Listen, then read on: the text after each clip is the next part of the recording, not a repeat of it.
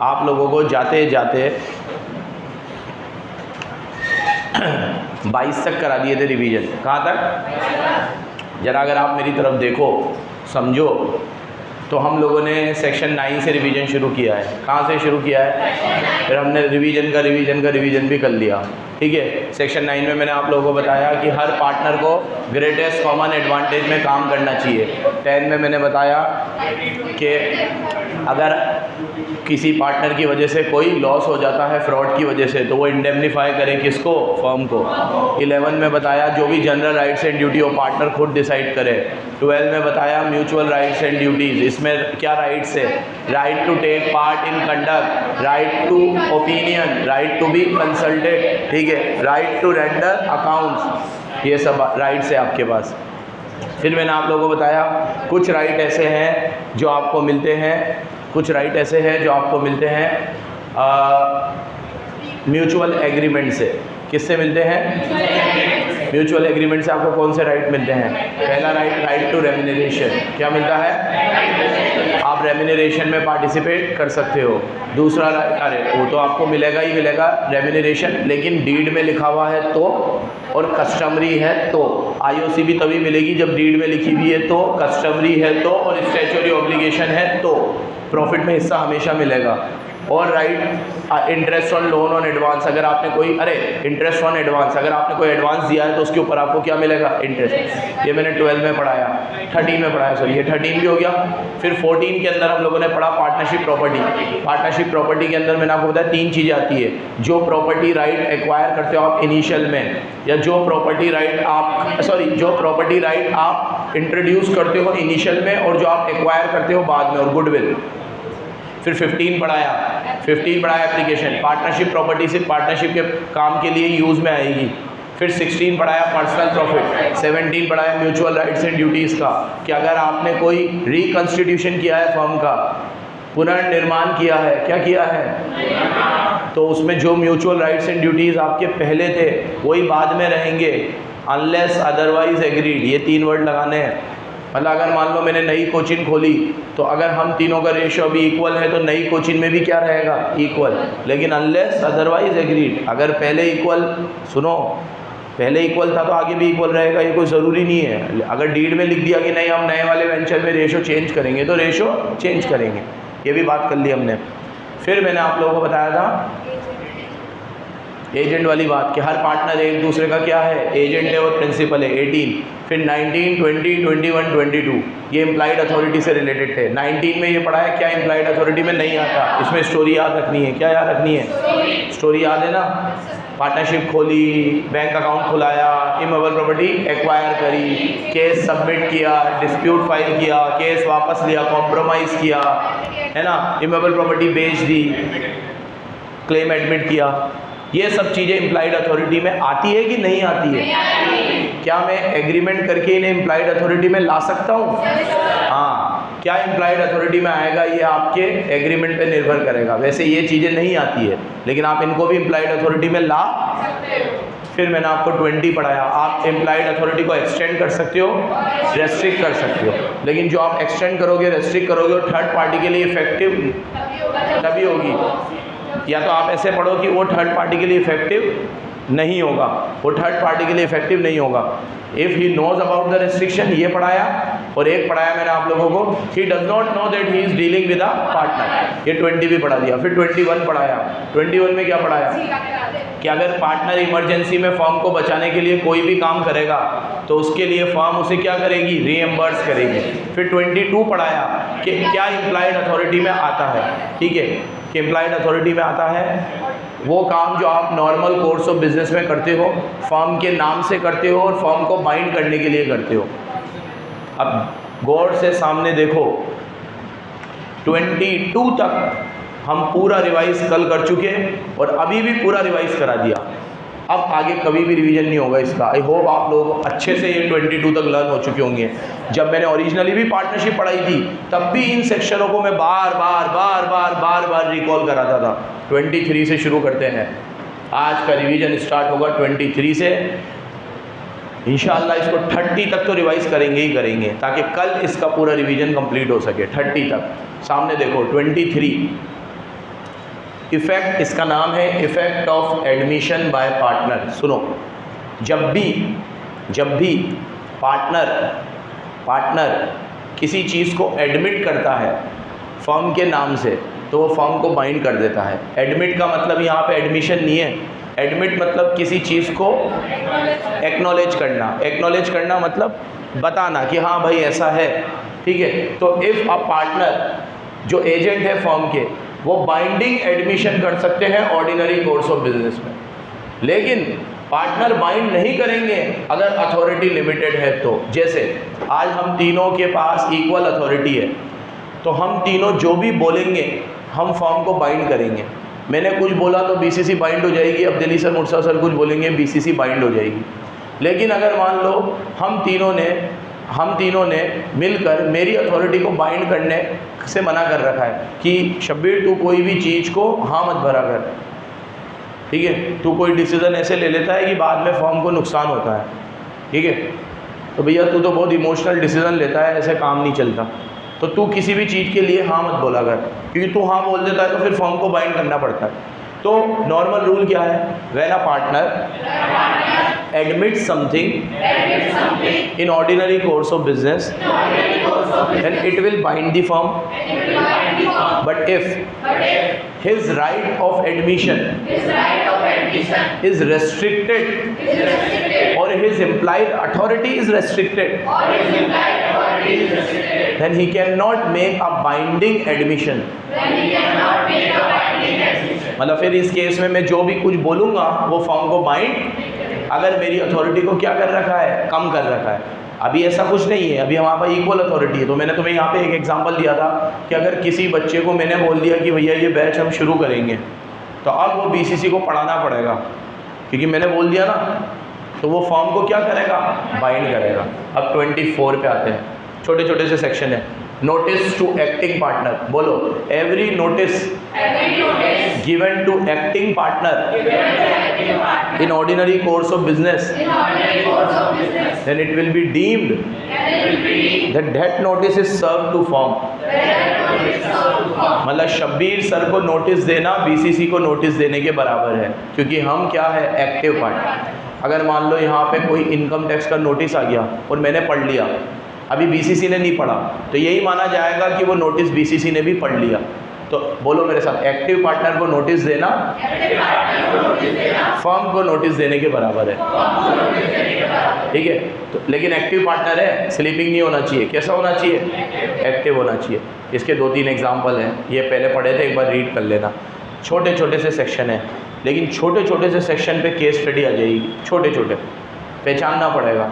Notice वाली बात इतनी ज़रूरी है ना, क्योंकि कई बार किसी फर्म में 20 पार्टनर होते हैं, तो एक एक जने को थोड़ी कोई चीज़ बताने बोलेंगे। एक को बोल दिया मतलब फर्म को बोल दिया। हर चीज़ के लिए सबको बताना ज़रूरी नहीं। अब हमारी तो फर्म इतनी छोटी है कि कोई चीज़ एक को बताओ तो 3 को भी बता ही देते हैं, है ना। जैसे अभी मान लो कोई किसी से हमारी कोई कॉन्ट्रैक्ट चल रही है, तो उसने मुझे ये बात बता दी, तो मुर्सा अब्दुल्ली को भी बता ही देगा, यार वो शब्बीर मिला था रास्ते में, उसको तो समझा दिया था, बता दिया ना उसने तुम्हें। अब वो मैंने उनको नहीं भी बताया होगा, तो मुर्सा सर, अब्दुल्ली सर, मतलब हाँ क्या बताया था, बता दो ना, वापस बता दो, तो वापस भी बता देता है। इतने कम पार्टनर है। ज़्यादा पार्टनरशिप में एक एक को बताना कितना मुश्किल है, इसलिए ये सेक्शन डाला गया है कि भैया हम पार्टनर को नोटिस दें तो वो फर्म को नोटिस देने के बराबर है, क्योंकि जो पार्टनर होता है वही तो करता धरता होता है, फर्म तो आर्टिफिशियल पर्सन है। हर चीज़ बीसीसी के ऑफिस में डाल के जाना ज़रूरी, कोई बात अगर मुझे बता दी तो बीसीसी को बताने के बराबर है। आगे आते हैं 25 से 27 थर्ड पार्टी से रिलेटेड है। किससे रिलेटेड है, थर्ड पार्टी से। 25 पहले पढ़ते हैं। देखो, liability of partner for act of the firm, देखो कल मैंने आपको बता दिया और आज अभी रिवाइज भी करा कि हमारी इम्प्लाइड अथॉरिटी में क्या आता है। आज मैं कोचिंग चला रहा हूँ तो पढ़ाना मेरी इम्प्लाइड अथॉरिटी में आएगा, फ़ीस लेना, फ़ीस कम करना, फ़ीस कम करना, फ़ीस इंस्टॉलमेंट में करना, ये सब मेरी इम्प्लाइड अथॉरिटी में आता है, और ये मुर्तज़ा सर और अब्दली सर की भी इम्प्लाइड अथॉरिटी में आता है। अब आप अपनी इम्प्लाइड अथॉरिटी में कोई भी काम करोगे तो उसके लिए आप जॉइंटली भी लाइबल हो और इंडिविजुअली भी लाइबल हो। अब हमने इम्प्लाइड अथॉरिटी में कोई कॉन्ट्रैक्ट किया और उसका बिल बना 10 लाख रुपए का, हमें पेमेंट करनी थी, तो वो सामने वाला 10 लाख रुपए मुझसे भी मांग सकता है, अब्दली से भी, मुझसे, तीनों से अलग अलग नहीं, तो 30 लाख हो जाएंगे, मतलब पूरे मुझसे मांग सकता है, पूरे अब्दली से, पूरे मुर्तज़ा से, या पूरे BCC से। ये इतनी सी बात लिखी हुई है। देखो, the partner are jointly and severally responsible. Jointly भी रिस्पॉन्सिबल है, सेवरली। किसके लिए रिस्पॉन्सिबल है? थर्ड पार्टी के लिए। किसके लिए? सारे एक्ट के लिए जो उन्होंने किस में किए हैं? Employed authority. किस में किए हैं? ठीक है। तो आप अपनी एम्प्लॉयड अथॉरिटी में, इसलिए मैं तुम्हें हमेशा बोलता हूँ कि मैं कोई भी काम करता हूँ, कल बोला ना मैंने कि मैं कोई भी काम करता हूँ तो मैं फर्म के नाम से ही करता हूँ। मेरे मुंह से यही निकलता है, मैं शब्बीर सर बोल रहा हूँ, बुरहानी क्लासेस। कल क्या बोला था मैंने कि आप अगर फर्म के नाम से करोगे, फर्म को बाइंड करोगे, ऑर्डिनरी कोर्स ऑफ बिजनेस में करोगे, तो उसके लिए कौन रिस्पॉन्सिबल है? देखो, अगर मैं ऐसा ना करूं तो इंडिविजुअल लायबिलिटी आ जाएगी कहीं पर भी, बहुत दिक्कत है। और प्रोफेशनली भी ये सही है। अभी जैसे मान लो कि हम कोई सारे काम हमने बांट रखे हैं। मान लो यहाँ पे कोई, जैसे एक छोटा सा ही काम आ गया, तुम्हारे लिए टी-शर्ट बनवानी है, एक छोटा सा काम है, लेकिन ये बांट रखा है। अब हर चीज़ के लिए तीनों जने नहीं बैठ सकते, छोटे छोटे काम है जिसके हाथ में होते हैं वो कर लेते हैं। अब मैंने ऑर्डर दे दिया और मैंने उसको 50,000 रुपये एडवांस डाल दिए, और कल वो भग गया या कुछ भी हो गया, तो मेरी थोड़ी रिस्पॉन्सिबिलिटी है, फर्म की है, क्योंकि मैं फर्म के नाम पे कर रहा हूँ। सेम ऐसे ही फर्म कोई काम करती है तो मैं भी रिस्पॉन्सिबल हूँ, इंडिविजुअली भी हूँ, जॉइंटली भी हूँ। अब कोई बच्चा ये पूछता है, सर अगर आप इंडिविजुअली हो और पूरे पैसे आप दोगे तो बाकी के क्या देंगे? तो भैया मैं उनसे अपना अपना कंट्रीब्यूशन क्लेम कर सकता हूँ। ये मैंने तुम्हें जॉइंट प्रॉमिस में पढ़ाया था। किस में पढ़ाया था? कोई भी बंदा ऐसा बेवकूफ़ नहीं है अकेले दे देगा। अब सामने वाला मुझसे मांग रहा है तो मैं तो दूंगा, लेकिन मैं वो कंट्रीब्यूशन किससे लूँगा? Remaining partner. वैसे तो प्रैक्टिकल लाइफ में तो ये होता है कि कोई अगर मुझसे मांग भी रहा है ना, तो भी मैं उसे इंडिविजुअली नहीं दूंगा, मैं तो फर्म के खाते में से ही दूंगा। और फर्म के खाते में नहीं है तो मैं मेरे दोनों पार्टनर से बोलूँगा कि ये मेरे को परेशान करता है, तुम लोग फ़ोन करके बोलो इसे कि ये तुम्हें भी करे। ठीक है, मतलब अपन तीनों को करे यार, ये तो मेरे ही पीछे पड़ जाते हैं। जिससे मैं बात करता हूँ वो मेरे ही पीछे पड़ जाते हैं कि ये करो वो करो, अकेला थोड़ी हूँ। जब रिवॉर्ड मेरे को मिल रहा है तो रिस्क भी तीनों की होनी चाहिए। ठीक है, तो ऐसे प्रैक्टिकल है, अरे रिवॉर्ड तीनों को मिल रहा है तो रिस्क भी तीनों की होनी चाहिए। इनके लिखने से क्या होता है, इन्होंने तो लिख दिया जॉइंटली भी लाइबल हो, इंडिविजुअली भी लाइबल हो। कोई पार्टनर इंडिविजुअल लाइबिलिटी क्यों लेगा जब पार्टनरशिप है? हाँ, इंडिविजुअल लाइबिलिटी वो कब लेगा? जब उसका प्रॉफिट शेयरिंग रेशियो ज़्यादा हो, वो अलग बात है। फिर अब आप किसी फर्म में हो जिसमें आपका प्रॉफिट शेयरिंग रेशियो 5 है एक का, और बाकी ऊपर 1-1 है, मतलब आपका 5/7 है और उनका 1/7 है, तो सीधी सी बात है यार, आपका रिवॉर्ड ज़्यादा है तो रिस्क भी आपको ही लेनी चाहिए। ऐसी फर्म आपको दिख भी जाती है। जैसे मैंने तुम्हें कहा था कि हमारा एक फर्म है, उसमें एक पार्टनर ने कैपिटल लगाता गया, फर्म लॉस में थी, तो आज उसका प्रॉफिट शेयरिंग रेशियो ज़्यादा है तो डीलिंग उससे ही ज़्यादा होती है, तो वो रिस्पॉन्सिबल भी होता है, रिवॉर्ड भी उसका ही है। चलो, तो देखो ये तो हो गया 25। अब आते हैं 26 पे, रॉन्गफुल एक्ट के बारे में है। किसके बारे में है? देखो, firm is liable to the, ये है सबसे इंपॉर्टेंट चीज़, सबसे इंपॉर्टेंट मानता हूँ मैं इस सेक्शन को। ठीक है, क्योंकि ये खतरनाक है, डेंजर सेक्शन है ये, डेंजर डी लिख दो। क्यों डेंजर सेक्शन है?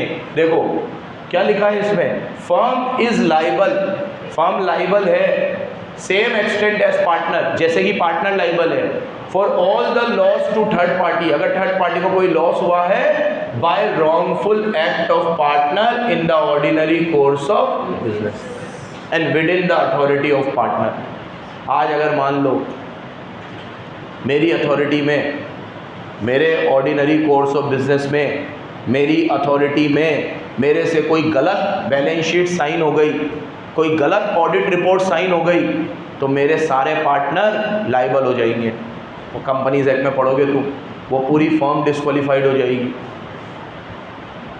पार्टनर भी होगा। मतलब बहुत सीवियर केस में ऐसा होता है, लेकिन यहाँ पे तो खैर मैं अभी पार्टनरशिप की बात कर रहा हूँ कि अगर आप कोई रॉन्गफुल एक्ट करते हो तो फर्म भी लाइबल है। इसमें सवाल ये उठता है कि ऐसा क्यों, इसीलिए तो कहा है डेंजर सेक्शन है। आप, मैं गलत कर रहा हूँ तो मेरे को लाइबल ठहराओ, बीसीसी को क्यों?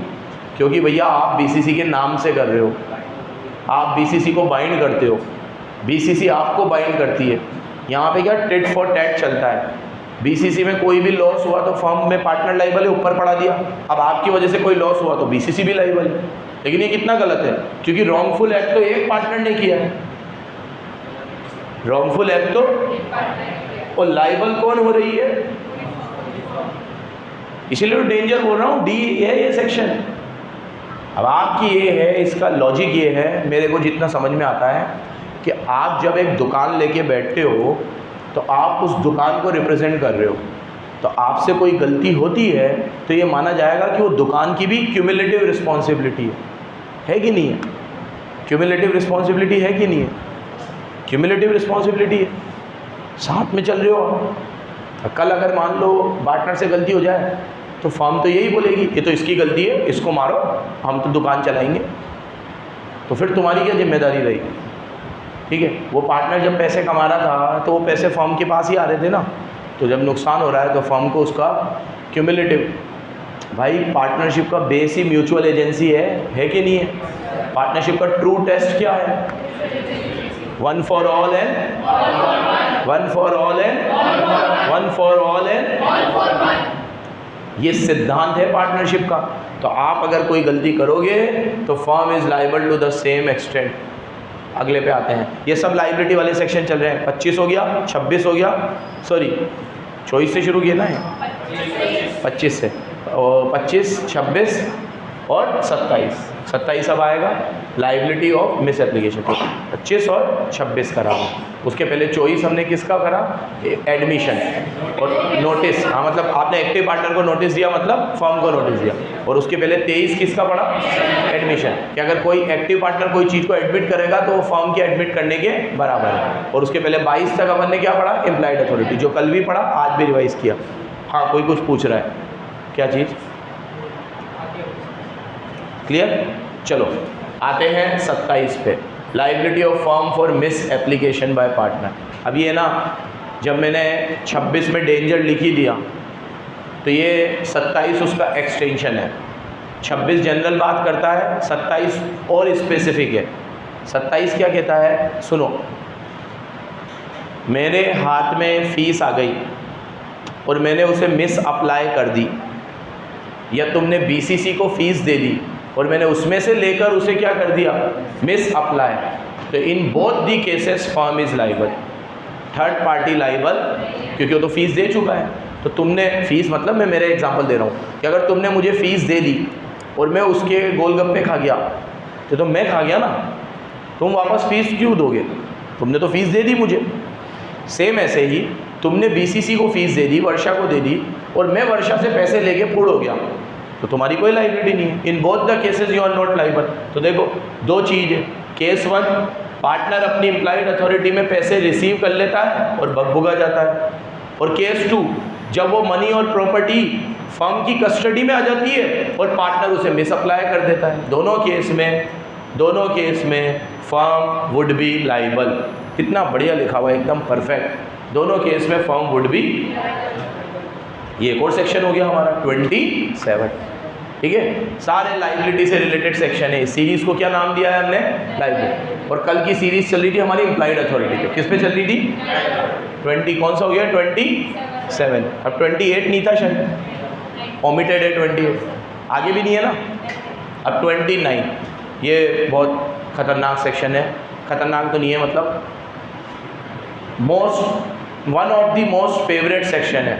एक मैंने तुम्हें कहा था, पिछले एक सेक्शन में से बहुत क्वेश्चन आते हैं, किसके लिए बोला था? इमरजेंसी वाले सेक्शन में बोला था मैंने, उस पर। हाँ, पर्सनल प्रॉपर्टी वाला मिस एप्लीकेशन, सॉरी, क्या आप फर्म के पैसे लेकर, हाँ सॉरी पर्सनल प्रॉफिट के लिए बोला था कि आप अगर प्रॉपर्टी के, फर्म के प्रॉपर्टी को यूज़ करते हो और उससे पैसे कमाते हो, या वो बिज़नेस करते हो जो फर्म भी करती है, कॉम्पिटिंग बिजनेस, तो आपको पैसा किसको देना पड़ेगा? फर्म को। दो एग्जांपल दिए थे, एक तो मैं मेरे घर पे भी कोचिंग चला रहा हूँ, या फिर मैं यहाँ कोचिंग में आके ये कोचिंग की प्रॉपर्टी यूज़ करके कुछ दूसरा सेमिनार दे रहा हूँ, कोई स्पोर्ट्स कॉम्प्लेक्स चला रहा हूँ, ये वो। एक ये उसको बोला था कि ये थोड़ा सा ज़्यादा पूछता है इंस्टीट्यूट, और एक ये भी बहुत ज़्यादा पूछता है, ठीक है, राइट ऑफ ट्रांसफर ही बोलते हैं इसे। क्या बोलते हैं? ये सेक्शन कहता है कि अगर कोई पार्टनर अपना इंटरेस्ट जो उसका पार्टनरशिप में इंटरेस्ट है, इंटरेस्ट को तुम्हारी भाषा में शेयर,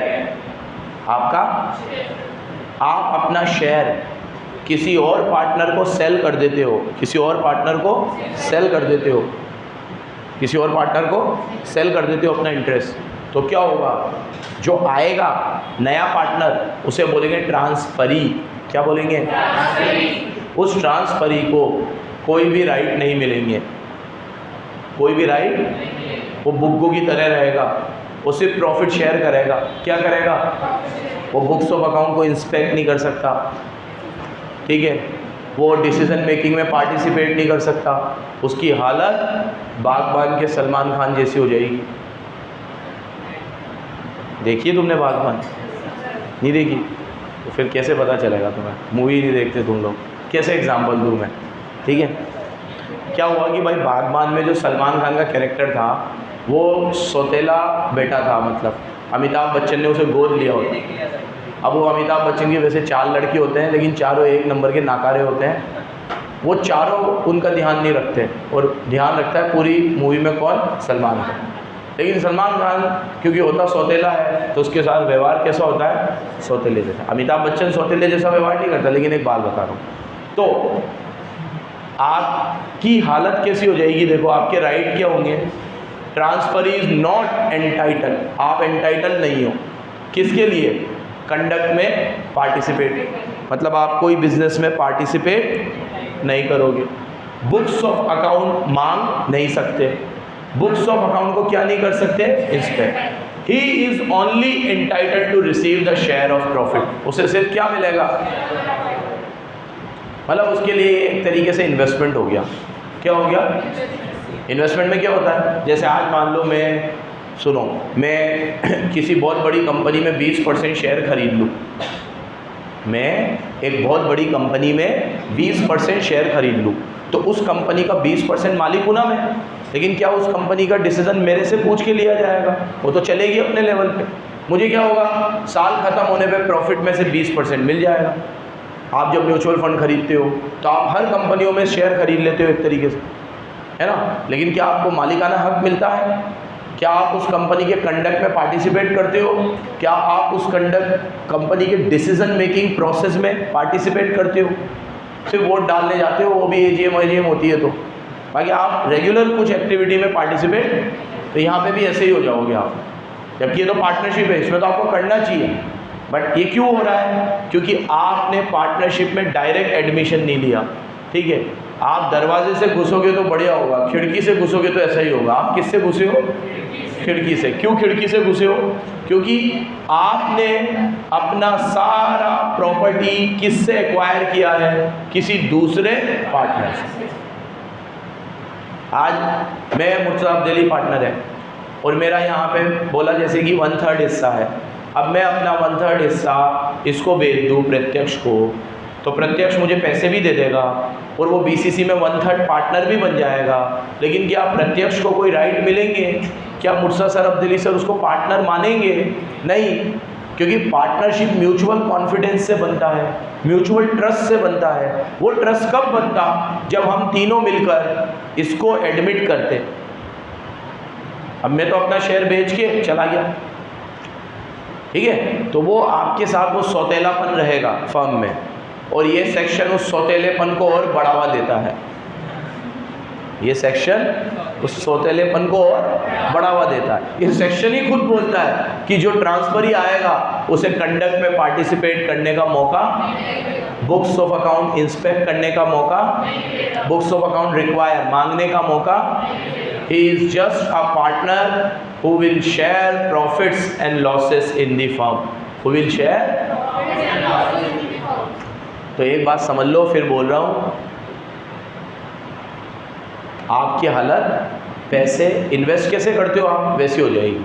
कि आपने सिर्फ एक किसी वेंचर में पैसा इन्वेस्ट किया है। आपको ऑनरशिप के जो असली बेनिफिट्स होते हैं वो, आज मान लो मैं इस कोचिंग को ऐसे चलाऊं कि मैं इस कोचिंग में पैसा लगा दूं, हाँ, और चला जाऊं, और मैं तो अपने दूसरे काम कर रहा हूं, प्रॉफिट आ रहा है, मेरे को 20% मिल रहा है, तो यहाँ वैसा हो जाएगा बस। अब मेरे को कोई डिसीज़न लेना है तो नहीं ले सकता, उसके लिए अलग मैनेजिंग कमेटी है, वो लोग डिसीज़न लेंगे, ये करेंगे। तो इन्वेस्टमेंट हो गया आपके एक तरीके से। चलो 29 हो गया। और ये मैंने कहा था अगर डिसोल्यूशन होगा, फर्म डिसॉल्व हो जाएगी, तो आपको प्रॉफिट में हिस्सा मिलता था, एसेट में हिस्सा मिलेगा। किस में हिस्सा मिलेगा? सारी एसेट में आपको हिस्सा मिलेगा। डिसोल्यूशन में पढ़ा है आपने। और शेयर के लिए आप अकाउंट्स मांग सकते हो कि मेरा शेयर कितना है। इंस्पेक्ट नहीं कर सकते, उसे मांग सकते हो कि मेरा शेयर बताओ। अब पार्टनरशिप फर्म डिसॉल्व हो गई, ये सारी एसेट है, मान लो ये सारी एसेट है 2 करोड़ की, और उसमें उसका हिस्सा है 50 लाख, तो वो ये बोल सकता है कि मेरा 50 लाख बताओ कैसे है, फर्नीचर कितने में बिका, ये कितने में बिका, ये तो बताओ। अब मैं उस पर सवाल नहीं कर सकता हूँ 10 लाख का फर्नीचर 2 लाख में ही बिका, ये कैसे, ऐसा सवाल नहीं कर सकता, इंस्पेक्ट नहीं कर सकता। और मांगने का अधिकार भी सिर्फ कब है? अकाउंट्स मांगने का अधिकार, डिसोल्यूशन कब है? ये आता है आपका 29। 30 भी बड़ा सेक्शन है माइनर का। जल्दी जल्दी, ये बहुत बड़ा था और 2 बार लिखी हुई थी एक ही चीज़। यहाँ पे भी लिखा हुआ है राइट से लाइबिलिटी, फिर वापस अपने नेटेरिंग मेजोरिटी में और चीज़ इलेबरेट कर रखी है। तो आप ऊपर या नीचे में से कहीं एक जगह पे याद रख सकते हो। मैं आपको पूरी ब्रीफिंग एक बार में कर देता हूँ, जल्दी जल्दी सुनो। सेक्शन 30 राइट्स ऑफ माइनर, क्या है ये? मेरी तरफ देखो, पूरा सेक्शन बहुत बड़ा है, आराम से सुनना, पूरा लर्न हो जाएगा। मेरी तरफ देखो, सेक्शन 30 ये कहता है कि माइनर जो है वो फर्म में सिर्फ बेनिफिट्स के लिए एडमिट होगा। किसके लिए? मतलब फर्म अगर प्रॉफिट कमाएगी तो माइनर को मिलेगा, लॉस कमाएगी तो माइनर उसमें पार्टिसिपेट। सो बोलो, a minor can be admitted only for the benefits of partnership. He is entitled to share profits, but he is not obliged to pay for loss. Loss पे नहीं करूंगा लेकिन profit में participate. ये benefit Hardeep मुझे क्यों मिल रहे हैं? तेज बोल यार, क्योंकि माइनर हो आप। क्या हो आप? 18 साल से। और मैंने आपको कॉन्ट्रैक्ट एक्ट में पढ़ा दिया कि माइनर कॉन्ट्रैक्ट करने के लिए कैपेबल, लेकिन हाँ वो पार्टनरशिप में बेनिफिट्स में एडमिट, लॉस के लिए वो पर्सनली लाइबल। लेकिन लॉस अगर उसके पार्टनरशिप फॉर्म में प्रॉफिट है तो उस प्रॉफिट में से वो लॉस पे करेगा। जैसे आज मान लो मेरे को पार्टनरशिप में 6 लाख का प्रॉफिट हुआ और मेरे पार्टनरशिप में 6 लाख रुपए है और मेरे को अगले साल 4 लाख का लॉस हो गया, तो वो लोग 6 लाख के प्रॉफिट में से 4 लाख का लॉस काट के मुझे 2 लाख रुपए दे देंगे। लेकिन अगर मैं 6 लाख रुपए प्रॉफिट उठा लिया और मेरे घर में लगा दिए और अब मेरे पास नहीं है, तो वो 4 लाख मुझसे मांग। तो एक अच्छी प्रैक्टिस क्या होती है कि प्रॉफिट हो उठा लो फर्म में, क्योंकि अगर अगले साल लॉस हो गया तो आपका वो प्रॉफिट, जबकि ऐसा होता नहीं है। पार्टनरशिप में प्रॉफिट थोड़ा बहुत रखा ही जाता है। आज हमारी फर्म है तो बिल्कुल इसको नंगी थोड़ी कर देंगे। कभी कोई मांग ले प्रॉफिट, कुछ भी नहीं है, कितने रुपए पड़े? 700 रुपये पड़े हैं, ठीक है। तो भाई फीस आती है, खर्चे होते हैं, उसके बाद हम लोग थोड़े पैसे उठाते हैं, बाकी फर्म में रखते हैं। कभी भी कोई कंटीजेंसी आ जाए, कोई खर्चा के थोड़ी आता है, और खर्चे आते सारे बड़े ही आते हैं, फिर उसके बाद किसी से मांगने जाएंगे क्या? तो ऐसे कोई फर्म को नंगी नहीं करता। हम तो सर्विस सेक्टर में हम ही नहीं करते, तो ट्रेडिंग वाले तो कहाँ से करते होंगे जो बिजनेस है कि बेटे। हमारा तो क्या, चलो ऐसा नहीं है कि रोज़ कुछ ना कुछ पैसे का काम आता ही होगा, हमारे तो ठीक है बंधे हुए खर्चे। हमारे कैसे खर्चे हैं? बंधे हुए। हमें अपना हर खर्चा पता है कैसे होगा, फिर भी कुछ रखते ही है। तो प्रॉफिट में आप रखते ही हो थोड़ा बहुत पैसा, पूरी प्रॉफिट आप ड्राइंग नहीं करते हो, रखते हो आप थोड़ा पैसा। तो उस प्रॉफिट में से माइनर लाइबल है। ये चीज़ मैंने आपको उस समय भी बताई थी जब पढ़ाया था, अभी भी बता रहा हूँ। चलो अब मैं आगे आता हूँ। ये तो इतनी सी बात हुई। अब क्या माइनर ज़िंदगी भर माइनर रहेगा? हाँ, पागल तो चलो ज़िंदगी भर पागल रहेगा, है ना, और भी तो ठीक है। तो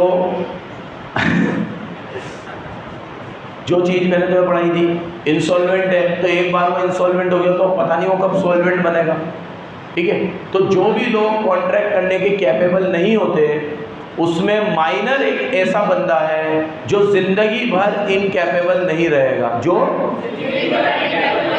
आज आपने माइनर में ज्वाइन किया, आप 17 साल के थे और अब आप 1 साल बाद 18 साल के हो गए, तो जब आप 18 साल के हो जाओगे तब भी माइनॉरिटी के प्रोविजन लगेंगे? नहीं। अब इसमें तुम सुन लो बराबर, within 6 months of attaining majority, you have to decide whether you want to continue as a partner in a firm or you want to retire.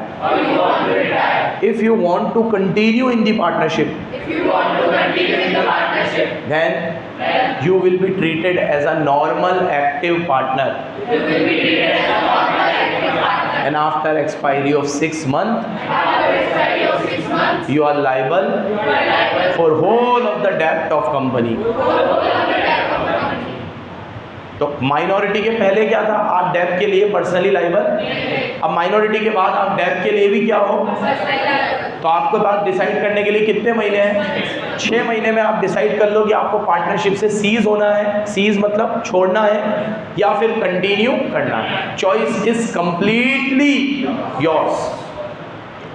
लेकिन अगर इसमें एक और चीज़ सुनो, अगर सुनो भाई, सुनना जरूरी है। अगर आप 6 महीने बाद कोई डिसीजन ही नहीं लेते हो तो आप ऑटोमेटिकली नॉर्मल पार्टनर बन जाओगे। या तो आप 6 महीने बाद हाँ या ना बोल दो। अच्छा, अगर आपने ना बोला तो अब आप तो पार्टनर हो ही नहीं, तो अब आपके जितने भी डेब्ट थे पुराने, उसके लिए आप लाइबल नहीं हो। उतना ही लाइबल हो जितना आपका प्रॉफिट में शेयर है। लॉस के लिए अब आप लाइबल पहले ही नहीं थे, तो आप कहाँ से हो? लेकिन अगर आपने हाँ बोल दिया कि हाँ मैं पार्टनर बनना चाहता हूँ आगे भी, तो आप आगे से अब आपका जो एक तरीके से कूलिंग पीरियड था, आपका एक तरीके से जो बचपने वाला पीरियड था, वो अब समाप्त हुआ। अब आप मैच्योरिटी वाली स्टेज में आ गए। कहाँ आ गए? और जैसे एक नॉर्मल पार्टनर को ट्रीट किया जाता है, अब आपको वो वीआईपी ट्रीटमेंट नहीं मिलेगा। वीआईपी ट्रीटमेंट घर में भी ऐसा ही होता है। 18 साल से कम की जब आपकी उम्र, और कम कर लो, ठीक है, तो उससे पहले जो एक एज होती है, एक अलग एज होती है। आपकी हर बदमाशियों को, आपकी हर शैतानियों को नज़रअंदाज किया जाता है। लेकिन एक एज के बाद घर वाले भी आपसे ये एक्सपेक्ट करते हैं कि अब आप मैच्योर हो गए हो, अब आपने अगर कोई ऐसी गलती करी है तो आपको उसकी सज़ा भुगतनी पड़ेगी। अब ऐसा नहीं होगा कि minor is liable, not liable for loss but entitled to share on the profit.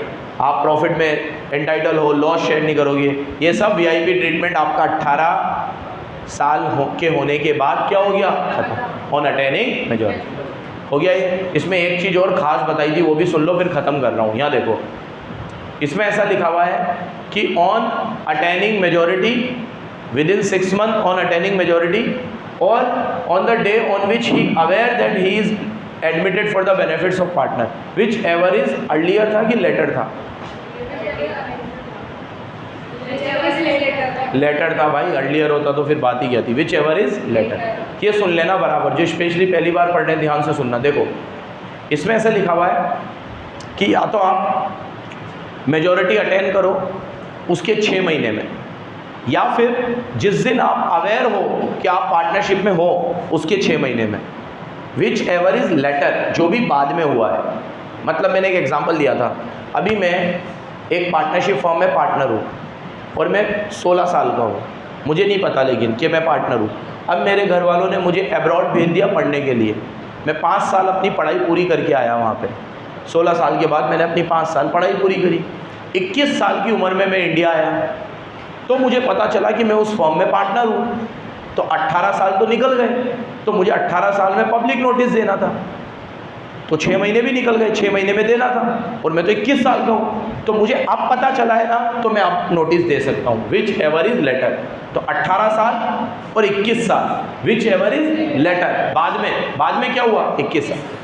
तो मतलब यहाँ पे एक बेनिफिट ऑफ डाउट दिया गया है उन माइनर को जिनको ये पता ही नहीं था कि वो पार्टनरशिप में है।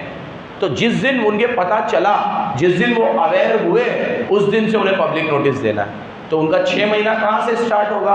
18 साल से, कि जिस दिन अवेयर हुए। ठीक है। और अवेयर पहले ही हो गए थे, 18 साल में बाद में हुए, तो कब से? एक बार वापस बोल दो, एक बार वापस मेरी सवाल सुनो, ठीक है। आपको पब्लिक नोटिस कब देना है? आप अवेयर हुए तब से या 18 साल के हुए तब से? विच एवर इज लेटर, जो भी बाद में। मान लो आप अवेयर हुए 21 साल की एज में और आप मेजर हुए 18 साल में, तो नोटिस कब देना है? 21 साल में।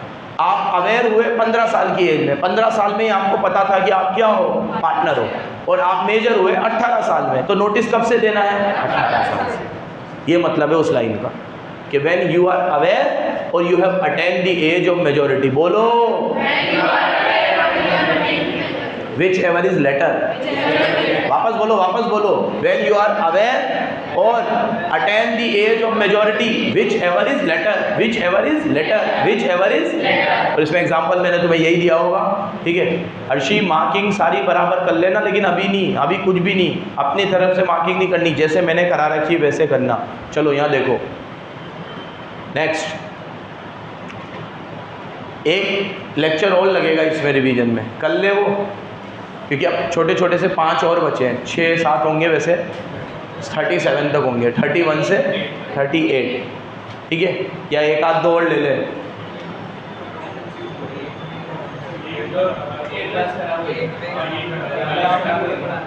क्या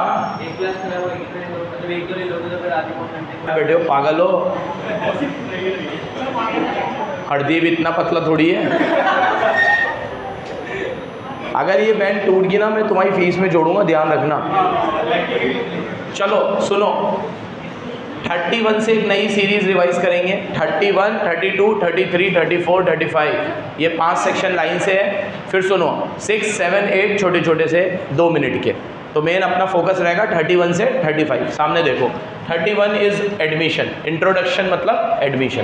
पहले 2-4 बातें इसमें याद रखो, मेरी तरफ देखो। जिस दिन आपका फर्म में एडमिशन होता है, आप फर्म में आते हो, फर्म में आते हो, फर्म में आते हो, तो उसके आपके आने के बाद के जितने भी डेब्ट्स हैं उसके लिए आप लाइबल हो, और आने से पहले के डेब्ट के लिए आप लाइबल नहीं हो। लेकिन अगर आपने म्यूचुअल एग्रीमेंट किया है पार्टनर्स के साथ और थर्ड पार्टी के साथ कि आप पुराने डेब्ट के लिए भी लाइबल हो, तो फिर आप पुराने डेब्ट के लिए भी लाइबल हो।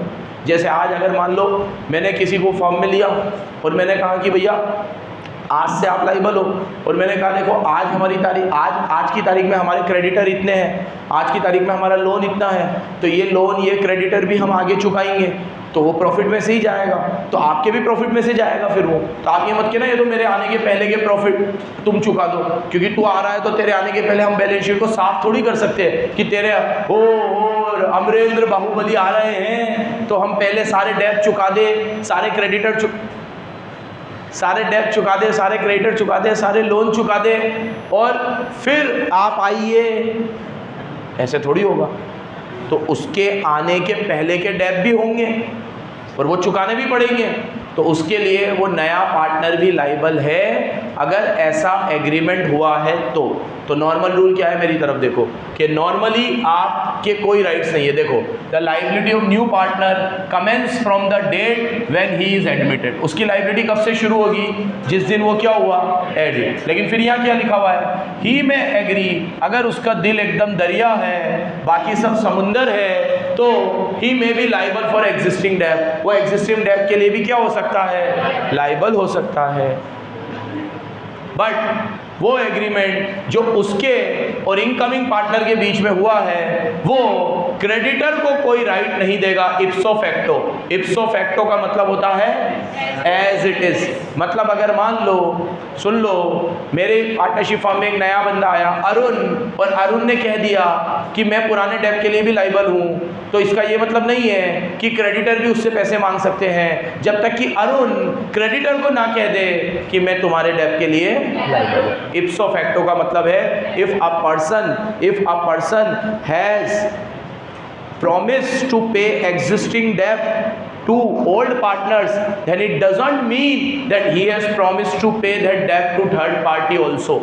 Third party have right to recover that money from old partners, not from new partner, because they don't know new partner, उनको कोई नए पार्टनर की जानकारी, ठीक है, समझ गए? समझ गए ना बराबर? तो नॉर्मल रूल क्या है, जिस दिन आप एडमिट हुए उस दिन से आप लाइबल हो। पुराने डेट के लिए आप कब लाइबल हो? वही एक लाइन मेरी याद रखना, जब आपने एग्रीमेंट किसके साथ किया हो? पुराने पार्टनर के साथ और थर्ड पार्टी के साथ। अगर आपने पुराने पार्टनर के साथ किया है, थर्ड पार्टी के साथ नहीं किया, तो आप थर्ड पार्टी के लिए लाइबल बराबर याद रखना, एकदम क्लियर है। 32 रिटायरमेंट है, इसको उल्टा कर लो, रिटायरमेंट। सुनो, मैं बीसीसी छोड़ के चला गया, मैं फॉर्म से क्या हो गया? रिटायर। तो मुझे एक सुर में जवाब दो, मेरे जाने के बाद के डेथ के लिए मैं लाइबल हूँ क्या? तेज बोलो यार, तेज बोलो। तो अगर मैंने 1 अप्रैल 2025 को इस फॉर्म से रिज़ाइन कर दिया, जो कि मैं करने वाला हूँ, 1 अप्रैल 2025, नोट दी डेट, ठीक है, सेव दी डेट, 25 1 अप्रैल 25 सालों मरो। तो अब अगर मैं 1 अप्रैल 25 को रिटायर हो जाता हूँ, तो 1 अप्रैल 25 से क्या मैं बीसीसी के डेथ के लिए लाइबल हूँ? नहीं हूँ। और 1 अप्रैल 25 के पहले के डेथ के लिए मैं लाइबल मैं। लेकिन अगर मैं जिस दिन रिटायर हुआ उस दिन मैंने एग्रीमेंट कर लिया कि भैया मैं अब तुम्हारे सारे पैसे दे चुका हूँ, मेरी कैपिटल दे चुका हूँ, अब मेरा आगे तुम्हारे साथ कोई रिश्ता नाता, तो फिर मैं पुराने डेट के लिए भी लाइबल। तो तुम्हें समझ में आया? एडमिशन वाली चीज़ उल्टी हो गई है। एडमिशन में क्या हो रहा था, जिस दिन वो एडमिट हुआ था उसके बाद से लाइबल था। बेटा तू सुन ले, बेटा सुन ले। और ये रिटायरमेंट में क्या हो रहा है, जिस दिन आप रिटायर हुए उसके बाद के लिए आप लाइबल। एडमिशन में क्या हो रहा था, पुराने डेट के लिए आप लाइबल हो सकते थे अगर आपने क्या कर लिया, यहाँ पुराने डेट के लिए 100% लाइबल हो, लेकिन आपने ये एग्रीमेंट कर लिया कि मैं नहीं हूँ तो नहीं हूँ। तो ये सब उस बात का क्या हो गया, उल्टा हो गया। तो आप अगर एडमिशन और रिटायरमेंट को साथ में पढ़ोगे तो ज़्यादा मज़ा आएगा, ठीक है, और थोड़ा लॉजिक से पढ़ोगे तो और मज़ा आएगा, ठीक है। मैंने जब आपको ओरिजिनली भी ये सेक्शन पढ़ाया था ना, तो आप सबने एक सुर में सही जवाब दिया था। जब मैंने आप लोगों से पूछा था कि ए आया 1 अप्रैल को और उसके पहले के डेथ है, तो क्या ए लाइबल है? आप सबने मना किया था। फिर मैंने कहा था 1 अप्रैल के बाद के डेथ के लिए, तो आपने कहा था हाँ। तो इसका मतलब क्या है, लॉजिकली भी बहुत सारे आंसर दिए जा सकते हैं कॉमन सेंस से, ठीक है। हर चीज़ को एकदम रटना ज़रूरी नहीं है, एकदम क्लियर चीज़ थी ये, समझ गए? चलो अब देखो, पार्टनर रिटायर हो सकता है सबकी कंसेंट से, एक्सप्रेस एग्रीमेंट से, और अगर पार्टनरशिप एट विल है तो नोटिस देके। जैसे देखो, वैसे तो मुझे रिटायर होने के लिए क्या करना पड़ेगा, सबकी कंसेंट लेनी पड़ेगी, या हमारे बीच में एक्सप्रेस एग्रीमेंट करवाना पड़ेगा कि 35 के बाद, 50 के बाद, 65 के बाद रिटायर हो जाएंगे। लेकिन अगर पार्टनरशिप एट विल है, क्या है, तो आप नोटिस देके भी रिटायर हो सकते हो। क्या देकर? एक नोटिस दो और क्या हो जाओ, रिटायर हो जाओ। ऐसा होता है कि नोटिस देके ही क्या हो जाते हैं, रिटायर हो जाते हैं। आज ये हमारी क्या है, पार्टनरशिप एट विल है, तो मैं कभी भी नोटिस दूंगा और रिटायर हो जाऊंगा। अब्दुल सर, मुर्सा सर भी नोटिस देके कभी भी रिटायर हो सकते हैं, कोई बाउंडेशन नहीं है। क्या नहीं है? हाँ, हमारी बाउंडेशन तुम्हारी तरफ है, बच्चों की तरफ बाउंडेशन है कि बच्चों का कोर्स बराबर कंप्लीट हो, बच्चों को सब कुछ समझ में आया, बच्चों की तरफ। पार्टनर की तरफ बाउंडेशन नहीं है। अब मैंने सारा अपना कोर्स कंप्लीट करा दिया, सब कुछ फ्री हो गया, अब नए बैच शुरू होंगे, उससे पहले मैं कभी भी रिटायर हो सकता हूँ कि ये नोटिस लो और मैं रिटायर। पार्टनरशिप एट विल में, किसमें? लेकिन अगर आपने पर्टिकुलर पीरियड पार्टनरशिप खोली है, कौन सी खोली है, और आपकी पर्टिकुलर पीरियड 10 साल की है, तो आप रिटायर कब हो सकते हो? 10 साल बाद, 10 साल के पहले, क्योंकि एक्सप्रेस एग्रीमेंट है। क्या है? देखो, जैसे ही आप रिटायर होते हो तो आप थर्ड पार्टी के लिए तभी रिटायर होंगे जब आप उसको पूरा पैसा दे दो, और they have knowledge of retirement, उनको पूरी नॉलेज हो, नहीं तो पुराना डेट तो आपसे रिकवर कर सकते हैं। आज कितने सारे ऐसे लोग होंगे जो पार्टनरशिप में मुझसे जुड़े हुए होंगे, कितने सारे लोग होंगे जो मुर्सा सर, अब्दुल सर से जुड़े हुए होंगे। अब ये लोग एकदम से रिटायर हो जाएंगे तो उनको कैसे पता चलेगा?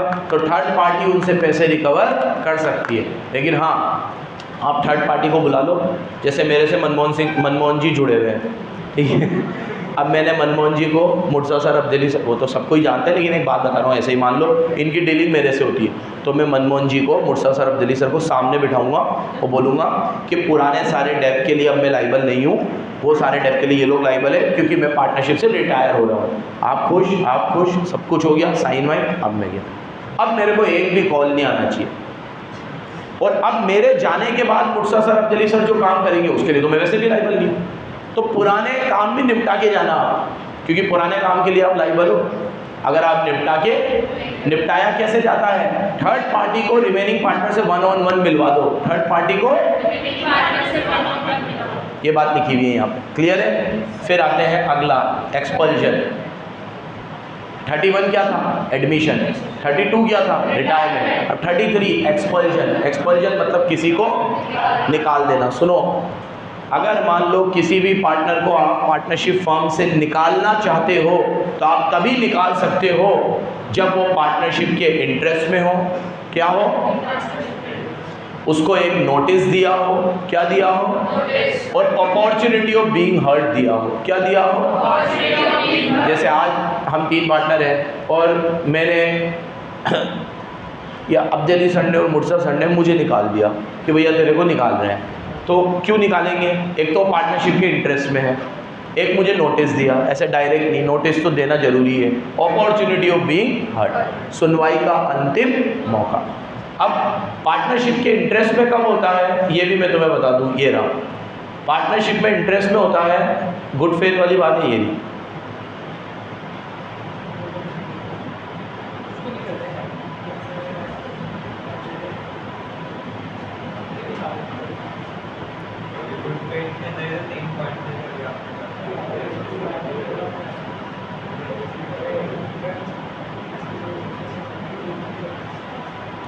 गुड फेथ में 3 पॉइंट नहीं है, गुड फेथ एक खुद एक पॉइंट है।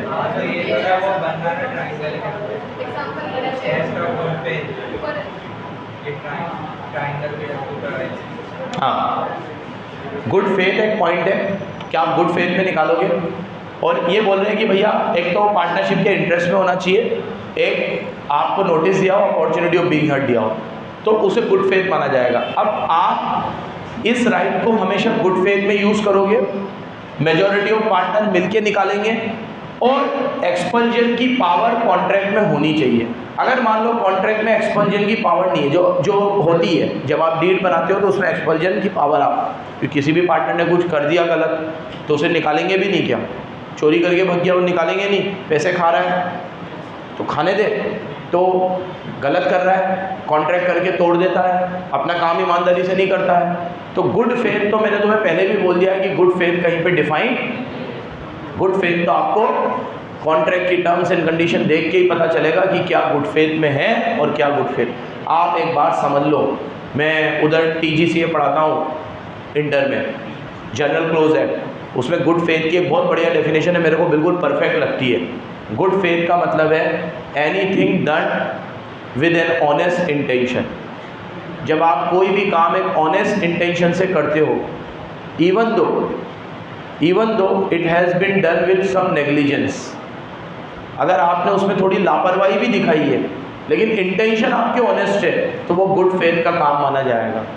तो जनरल क्लोज एक्ट ये कहता है कि भैया गुड फेथ तभी है जब आप ऑनेस्टली कोई काम करो, उसमें थोड़ी नेग्लिजेंस भी आ जाए तो चलेगा लेकिन ऑनेस्टी नहीं जानी चाहिए। जैसे अपन किसी के लिए कहते हैं ना, यार ये आलसी है लेकिन दिल का बुरा नहीं है ये, ठीक है, इससे आलस में थोड़े कर देता है, कई बार आलस की वजह से थोड़ी मक्कारी कर देता है, लेकिन ये आदमी दिल का बुरा नहीं है, ये जानबूझ के किसी को ये करे ये तो मैं नहीं मान सकता यार, ये ऐसा तो नहीं कर सकता, इससे गलती हुई होगी लेकिन ये तो मैं नहीं मान सकता कि इसने जानबूझ के करी होगी, इतना तो मैं समझता हूँ इसको। तो गुड फेथ मतलब any act which is done with an honest intention, done negligently और नॉट, भले नेग्लिजेंटली किया हो या ना किया हो। तो ये मेरे को सही लगती है थोड़ी डेफिनेशन।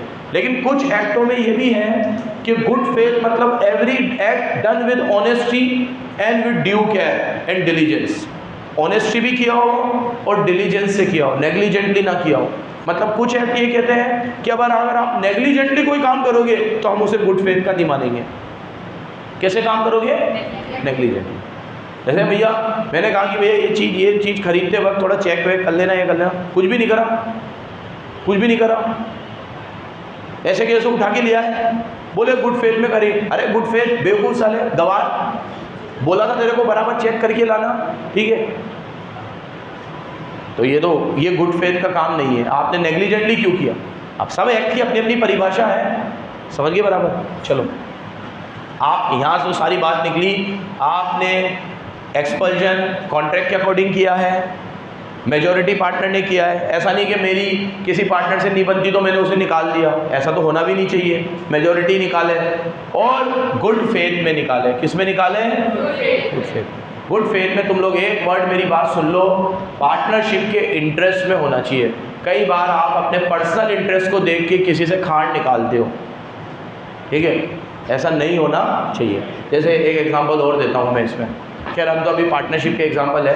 पार्टनरशिप के एक ऑर्गेनाइजेशन के हम लोग, मैं, मुर्सा सर, अब्दुल्ली सर, एक ऑर्गेनाइजेशन के ट्रस्टी थे, ट्रस्टी, ठीक है, एक स्कूल के। अब उसमें एक जना ऐसा भी था कि जिससे मान लो कि मुर्सा सर की इतनी नहीं बनती थी, ठीक है, और मुर्सा सर उस ऑर्गेनाइजेशन के क्या थे? सेक्रेटरी थे, ठीक है, और उस बंदे के पास भी एक पोर्टफोलियो था, एक काम वो भी करता था, लेकिन उनकी पर्सनली दोनों की आपस में इतनी नहीं बनती। मतलब मुर्सा सर खुद बोलते थे कि यार मेरी इससे नहीं बनती है और इसकी भी मेरे से नहीं बनती है, पता नहीं क्यों। लेकिन उसका उस ऑर्गेनाइजेशन में होना ज़रूरी था। तो ऐसा अपन जब काम करने बैठेंगे तो पर्सनल इंटरेस्ट में ऐसा नहीं इसको निकाल दिया, इसको काम नहीं दिया। उनको जो काम उससे करवाना होता था बिल्कुल प्यार से, भाईचारे से, अच्छे से, इनफैक्ट वो जितना दूसरे मेंबरों से अच्छे से बात करेंगे उससे ज़्यादा उससे करते थे, क्योंकि उस समय हमें ऑर्गेनाइजेशन का इंटरेस्ट देखना है, पर्सनल इंटरेस्ट। क्योंकि पर्सनली तो हो सकता है आपके किसी के साथ। सेम ऐसे ही इसका बेस्ट एग्जांपल देता हूँ मैं अभी। T20 वर्ल्ड कप हुआ। T20 वर्ल्ड कप में के पहले रोहित शर्मा और हार्दिक पांड्या का बॉन्ड इतना अच्छा नहीं था, क्योंकि मुंबई इंडियंस ने हार्दिक पांड्या को वापस लाया, रोहित शर्मा को कैप्टनसी से हटाया, हार्दिक पांड्या को कैप्टन बनाया। फिर कुछ ऐसी खबरें भी आ रही थी कि रोहित शर्मा इससे खुश नहीं है, बहुत सारी चीज़ें थी। अब असलियत तो देखो किसी को नहीं पता, लेकिन एक जो है बात वो बता रहा हूँ। लेकिन जो मैंने T20 वर्ल्ड कप में देखा कि रोहित शर्मा को पता था कि हार्दिक पांड्या मेरे लिए एसेट है, क्योंकि इंडिया में फास्ट बॉलिंग ऑलराउंडर बहुत कम है। स्पिन बॉलिंग ऑलराउंडर तो है, फास्ट बॉलिंग ऑलराउंडर नहीं है इंडिया में, कपिल देव के बाद। और थोड़ा बहुत इरफान पठान था बीच में, उसके बहुत सालों बाद हार्दिक पांड्या मिला है। तो उसको पता था कि फास्ट बॉलिंग ऑलराउंडर की क्या अहमियत होती है, तो उसने उसकी स्किल को प्रॉपर यूज़ किया। और लास्ट में बुमराह को तो बहुत सारे जने क्रेडिट देते हैं, लेकिन हार्दिक पांड्या ने भी फाइनल जिताने में बहुत क्रूशल रोल प्ले किया। आके ही उसने जो ओवर डाला उसमें उसने क्लासिन का विकेट ही उसने लिया था। कितना काम का विकेट था वो कुत्तों जैसे मार रहा था वो क्लासिन, ठीक है, तो ले गया था मैच, ठीक है। 30 बॉल में 30 रन और टीवी सब बंद कर दिया, गया ही, ठीक है, वहाँ से ले गया वो मैच, ठीक है। तो रोहित शर्मा ने ये दिखाया उसमें क्या कि गुड फेथ का मतलब क्या होता है, in the best interest of team. बाहर कुछ भी हो, लेकिन अभी मुझे पता है ये मेरे लिए कितनी बड़ी एसेट है, इसकी स्किल को यूज़ करना है। अभी करने में तो कर सकता था ना, उसको ऑर्डर डाउन कर देता है ना, कैप्टन है पहली बैटिंग में, उसके हाथ तुम्हारी एसेस, ठीक है। तो कैप्टन वाली चीज़, कैप्टन वो कैप्टन होता है, कैप्टन मतलब टीम पहले बैटिंग करूँ ही नहीं मैं, ठीक है। चलो खैर 33 हो गया एक्सपल्जन, क्या हो गया ये। अब 34 आता है इंसॉल्वेंसी में। चार्ट बड़ा बेहतरीन है, ये चार्ट पूरा याद रख लेना। 34 इंसॉल्वेंसी में मैंने तुम लोगों को क्या बताया था कि देखो आपका जो स्टेट है, आप इंसॉल्वेंट हो गए मतलब नंगे हो गए, अब आपके पास पैसे वैसे नहीं है, तो आपका जो स्टेट है वो लाइबल नहीं है। जिस दिन से ऑर्डर आएगा इंसॉल्वेंसी का आपका स्टेट लाइबल नहीं है। नंबर 2, फर्म भी आपके किसी एक्ट के लिए लाइबल नहीं है, firm is also not liable. अब आज मैं इंसॉल्वेंट हो गया तो आज से BCC मेरे किसी भी एक्ट के लिए लाइबल नहीं है, जबकि पहले ये पढ़ाया तुम्हें कि आज से जितने भी एक्ट मैं करूंगा उसके लिए BCC में, पहले ये पढ़ाया मैंने तुम्हें कि मैं जो भी एक्ट करूंगा उसके लिए BCC लाइबल है ऊपर लाइबिलिटी वाले सेक्शन में। लेकिन आज तो मैं इंसॉल्वेंट हो गया ना, आज से फर्म मेरे किसी भी एक्ट के लिए क्या नहीं है, लाइबल नहीं है। Number 3, ordinarily but not invariably, मतलब ऑर्डिनरीली ऐसा होता है लेकिन ऐसा ज़रूरी नहीं है, इनवेरिएबली मतलब ज़रूरी नहीं है। ऑर्डिनरीली ऐसा होता है कि एक पार्टनर भी इंसॉल्वेंट होता है तो फर्म डिसॉल्व हो जाती है, ऐसा होता है, लेकिन ये ज़रूरी, आप फर्म को चालू रख सकते हो, ठीक है। नेक्स्ट 3 हो गए, number 1, number 2, number 3, number 4। Insolvent partner जो है वो अब आगे कंटिन्यू नहीं करेगा। भाई कहाँ से करेगा, इंसॉल्वेंट हो गया, कहाँ से कंटिन्यू करेगा। और number 5, he will cease to be partner from the day, देख पागल का बच्चा, जिस दिन इंसॉल्वेंसी होगी उस दिन से वो सीज कर जाएगा। तो यही तो मतलब हुआ कि अब वो आगे पार्टनर। तो मेन बात है 3, एक तो जिस दिन आप इंसॉल्वेंट हो उस दिन से आप पार्टनर नहीं हो, ये तो नॉर्मल बात है। मेन बात है 3, एक फर्म के डेब्ट के लिए अब आप लाइबल, आप कहाँ से हो गए, आप तो नंगे हो, आप आगे जो भी करोगे उसके लिए फर्म लाइबल।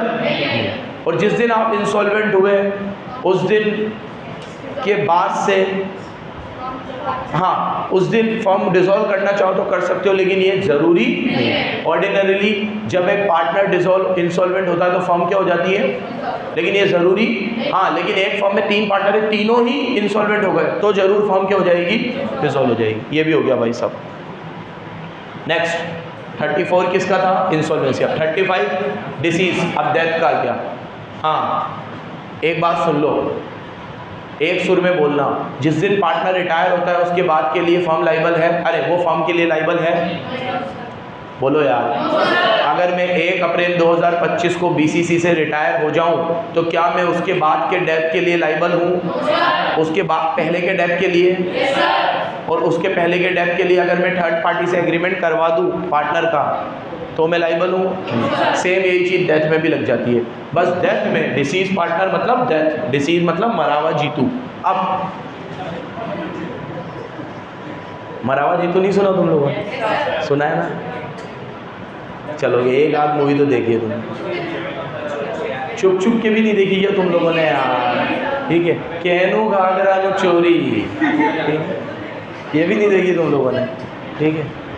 चुप चुप के की तो स्क्रीनिंग करूँगा मैं यहाँ पे, सारे बच्चों के साथ चुप चुप के देखेंगे अपन, आज ही चला देंगे, आज ही पक्का 100%। देखो इधर देखो, मेरी तरफ देखो, ये वैसे भी एक इतने बड़े चैप्टर का रिवीजन कंप्लीट हो जाएगा तो चला ही सकते अपन।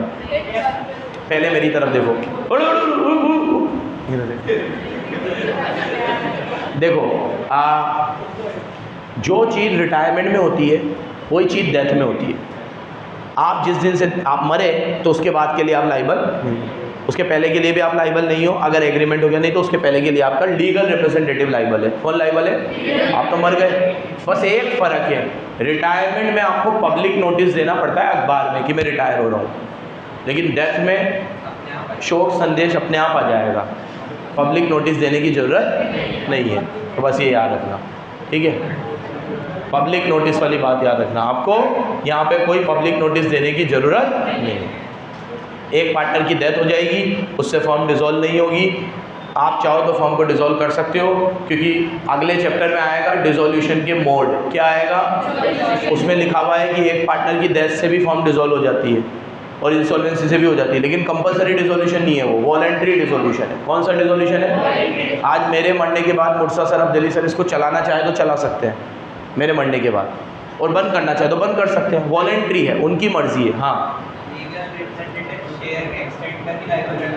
शेयर के एक्सटेंट तक, अच्छा वो पूछ लिया बेटा, शेयर के एक्सटेंट। सुनो, अगर मैं मर गया, सुन लो, मैं मर गया और मेरा बीसीसी में शेयर 10 लाख का है और मेरा बीसीसी में कर्जा 15 लाख का है, तो मैं सिर्फ 10 लाख के लिए लाइबल है, मेरे घर वाले 15 लाख के लिए लाइबल, तो legal representative is liable for the share of deceased partner only to the extent of share of that deceased partner in asset of the firm। मेरा फर्म की एसेट में जितना हिस्सा है उतने हिस्से के लिए मेरे घर वाले लाइबल है, मेरे घर वाले पर्सनली लाइबल, ये डेट में याद रखना। 35 36 राइट ऑफ आउटगोइंग, अगर कोई पार्टनर फर्म छोड़ के चला जाता है तो वो कॉम्पिटिंग बिजनेस कर सकता है। अगर आज मैं कोचिंग छोड़ के चला जाऊँ तो मैं अपनी नई कोचिंग डाल सकता हूँ, हाँ डाल सकता हूँ। सुनो, नई कोचिंग डाल सकता हूँ, लेकिन 3 बातें याद रखना, फर्म का नाम यूज़ नहीं करूँगा, मैं ये नहीं बोलूँगा कि मैं बीसीसी से हूँ, बीसीसी अब हट जाएगा, मेरा नया नाम होगा। मैं ऐसा नहीं कह सकता कि मैं फर्म का बिजनेस कर रहा हूँ, मैं ऐसा ही कहूँगा कि ये मेरी खुद की कोचिंग है, ऐसा है। और मैं किसी भी बीसीसी के बच्चे को सॉलिसिट नहीं करूँगा, सॉलिसिट मतलब उन्हें ऐसे इन्फ्लुएंस नहीं करूँगा कि वो बीसीसी छोड़ के मेरी कोचिंग में आए, ठीक है। तो 36 क्या है कि आउटगोइंग पार्टनर, आउटगोइंग मतलब जो रिटायरिंग पार्टनर है वो कॉम्पिटिंग बिजनेस कर सकता है। मतलब मैं देखो, अभी मैं अगर कभी बीसीसी छोड़ के जाऊँ और ये लोग लिख दे कि आप कोचिंग कॉम्पिटिंग बिजनेस नहीं कर सकते, तो मेरे को तो पढ़ाने के अलावा कुछ आता ही नहीं, मैं क्या करूँगा? तो 11-15 साल मैंने अगर किसी फील्ड को दे दिए तो मैं तो उस फील्ड में ही मास्टर हूँगा ना। अब मैं कोई नई फील्ड में क्यों जाऊँ? पर आप कह रहे हो कॉम्पिटिंग बिजनेस ही कर सकते हैं। हाँ, मैं जब तक बीसीसी में हूँ तब तक नहीं कर सकता, उसके बाद कुछ तो करूँगा घर चलाने के लिए। तो आप कॉम्पिटिंग बिजनेस, कुछ बच्चों से मैं पूछता हूँ ना कि भैया ये कोचिंग के बाद में बाहर दूसरी कोचिंग खोल सकता हूँ, सब मना कर देते हैं। अभी क्यों? फिर मैं क्या करूँगा? घर पर बैठूंगा क्या? पेंशन आएगी क्या मेरे को सरकार से? काम तो करूँगा।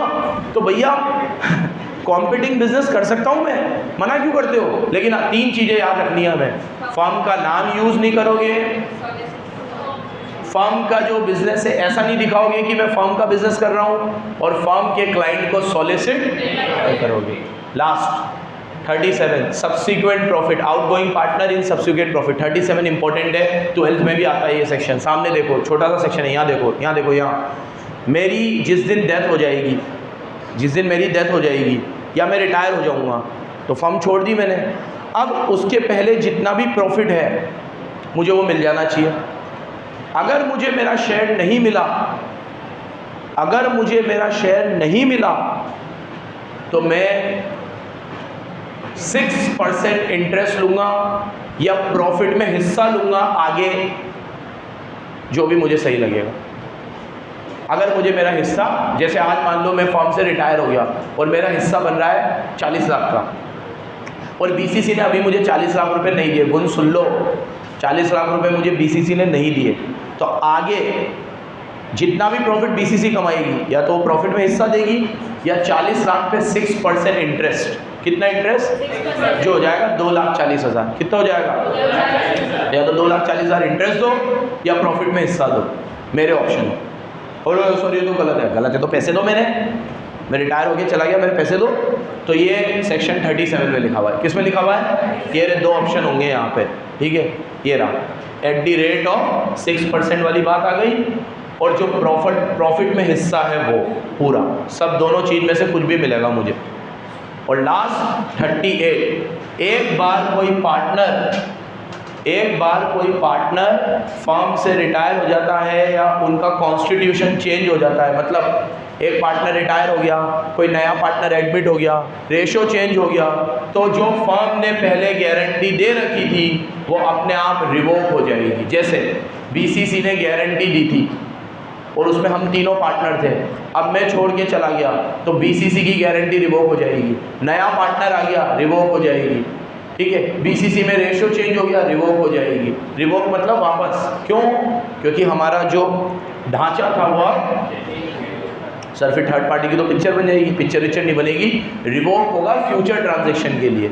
जो पहले हो चुकी है गारंटी वो वैलिड रहेगी। जैसे मैंने बैंक गारंटी दे रखी थी कि अगर हरदीप कोई भी लोन लेने आए तो उसे दे देना, बीसीसी चुकाएगी। हरदीप 40 लाख का लोन ले चुका है, वो तो बीसीसी चुकाएगी अगर हरदीप ने नहीं चुकाया।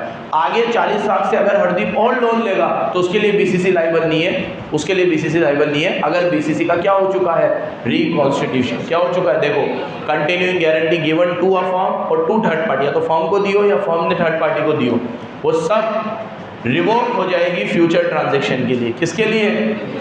कब से रिवोक होगी? From the date of change, जिस दिन से फॉर्म का कॉन्स्टिट्यूशन क्या हो जाएगा। ये आपका पार्टनरशिप का रिवीजन समाप्त हुआ चैप्टर 2 का। धन्यवाद।